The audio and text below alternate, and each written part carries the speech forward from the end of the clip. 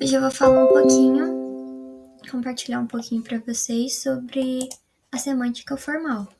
A semântica formal, ela nasce no interior da filosofia e é baseada em relações lógicas. Um dos principais teóricos com relação à semântica formal foi um matemático, um lógico e um filósofo, né? O Frege. Então, a gente já pode ter uma ideia do que essa semântica vai tratar. Então, por exemplo, todo homem é mortal. João é homem, logo, João é mortal. Nessas sentenças, a gente pode concluir que há uma relação entre conjuntos. O conjunto dos homens está contido no conjunto dos mortais. João é um componente do conjunto dos homens, logo, o João também faz parte do conjunto dos mortais, já que o conjunto dos homens está contido no conjunto dos mortais. Então a gente tem que o conjunto dos mortais é um conjunto maior e o conjunto dos homens está contido nesse conjunto dos mortais. Como João, ele faz parte, né, do conjunto dos homens, logo ele também faz parte do conjunto dos mortais. Na outra sentença, Fernando Henrique Cardoso é um ex-presidente do Brasil. A gente pode afirmar isso se, e somente se, o indivíduo referido pela expressão Fernando Henrique Cardoso pertencer ao conjunto de ex-presidentes do Brasil. E como a gente pode saber se essa sentença é verdadeira? A gente tem que confirmar se certas condições se realizam no mundo. Então, realmente existiu um presidente chamado Fernando Henrique Cardoso? Fernando Henrique Cardoso faz parte do conjunto de ex-presidentes do Brasil no mundo real? Se sim, então essa sentença pode ser considerada verdadeira.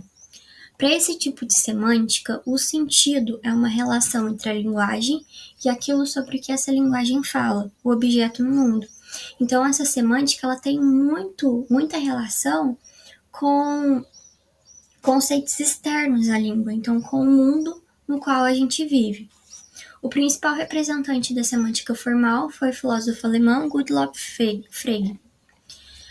Ele tem uma parte dos estudos dele que falam sobre relações lógicas. Por exemplo, a estrela da manhã é a estrela da manhã. Então a gente tem que a estrela da manhã é um termo A. E a estrela da manhã, como é igual, também é o termo A. Então a gente tem que A é igual a A. E para Frege, essa sentença é óbvia, porque ela independe dos fatos do mundo. Quando a gente tem, né, que a estrela da manhã é a estrela da manhã, a gente não precisa confirmar isso no mundo, porque já é um fato óbvio.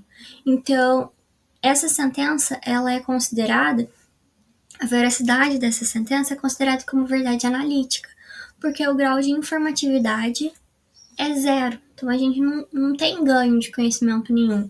Tá falando só uma coisa óbvia, que estrela da manhã é estrela da manhã. A mesma coisa de falar que, no meu caso, a Evelyn é a Evelyn.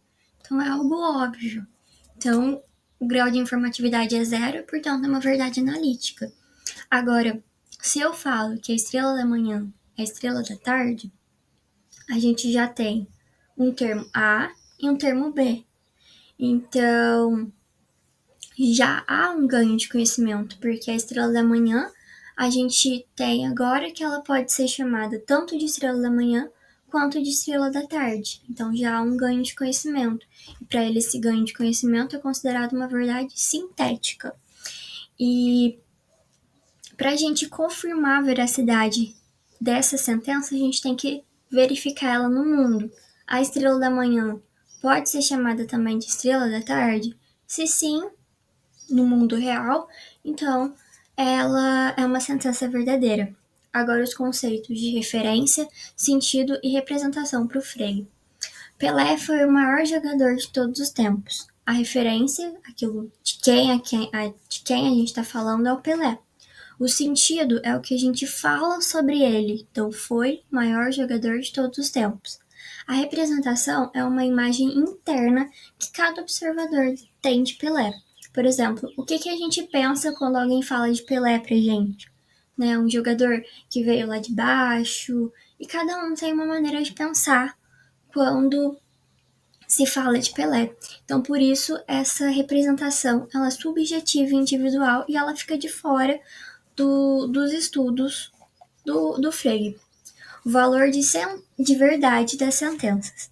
Em que circunstâncias do mundo essa sentença pode ser verdadeira ou falsa? Por exemplo, tem uma pedra no meu tênis. Essa sentença ela só pode ser considerada verdadeira se e somente se tiver uma pedra no meu tênis. Então, precisa de uma inspeção do fato no mundo. Quando a gente tem sentido mais referência, a sentença ela é considerada verdadeira. Quando a gente tem somente o sentido e não temos a referência, ela é considerada nula. Por exemplo, quando a gente fala Mônica tem um urso de pelúcia chamado Sansão. Se realmente existe no mundo real uma menina chamada Mônica que tem um urso de pelúcia chamado Sansão, então sim, essa sentença ela é considerada verdadeira.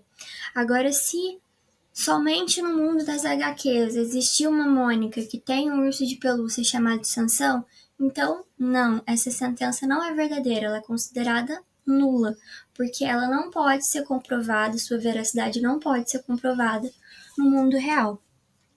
Bom, é isso, gente, a semântica formal, ela é bem mais complexa que isso, mas eu trouxe só um pouquinho de como ela é para vocês. Muito obrigada!